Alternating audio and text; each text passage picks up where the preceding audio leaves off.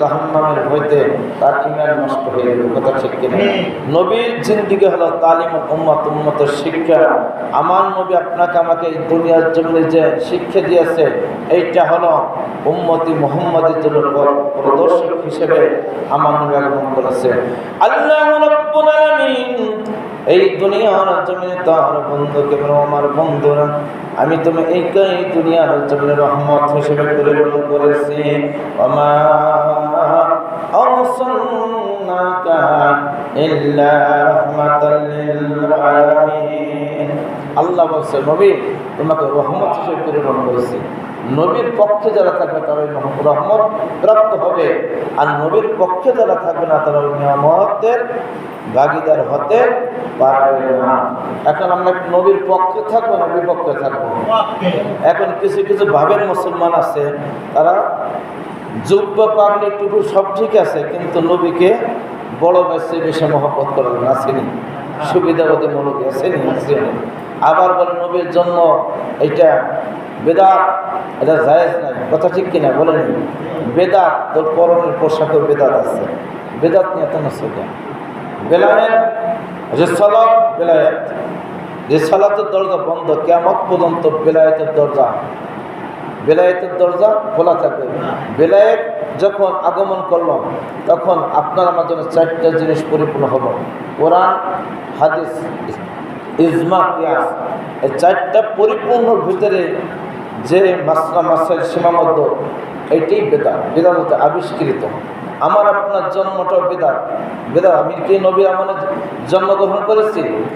আমার জন্ম কি নবীর আমলে হয়েছে? কথা বলেন না কেন? বেলায়েতের যুগ হয়েছে।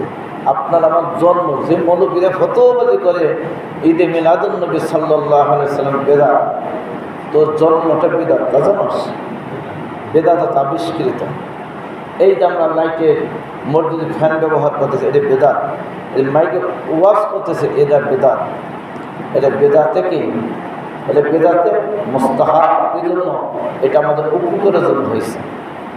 পবিত্র কোরআন নাজিল হয়েছে অক্ষরের উপরে, যে জবর পেশ সাকিন তাসদিদ এবং এক আলিফ, দুই আলিফ, তিন আলিফ, চার আলিফ টান কোন জায়গায় অক্ষ করতে হবে, এটা কোরআন এইভাবে নাজিল হয় না। কোরআন নাজিলটা হয়েছে কি? অক্ষরের উপরে। হযরত উসমান গনি রাদিয়াল্লাহু তাআলা এই কোরআনকে সহি করার জন্য তিনি সংস্কার করলো। কী করলো? জবর জের পেশ সাকিন তাসদিদ এবং কোরআন সহি করার জন্য যে ফর্মুলাটা হযরত উসমান গনি রাদিয়াল্লাহু তাআলা সংস্কার করছে, এই সংস্কার বেদাতে ওয়াজিব। সুবহানাল্লাহ। এই যে সংস্কার করলো, এটা হলো বেদাতে ওয়াজিব। কোরআনকে সহি করার জন্য তিনি আবিষ্কৃত করছে, তিনি সংস্কার করছে, এটা বেদাতে ওয়াজিব। এখন পবিত্র কোরআনও তো বেদাত আছে।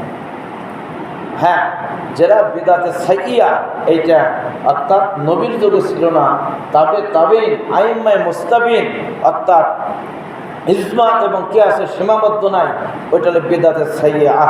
ওইটা আমাদের জন্য জায়েজ নাই।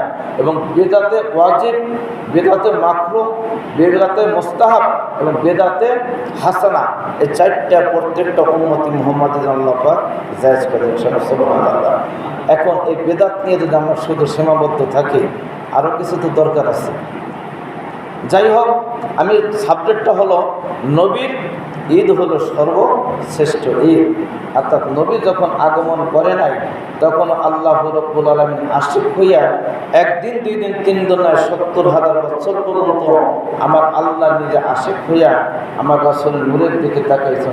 সুবহানাল্লাহ। এইটাও ঈদ। এটা আলমে আর জগতের ঈদ। এটা হলো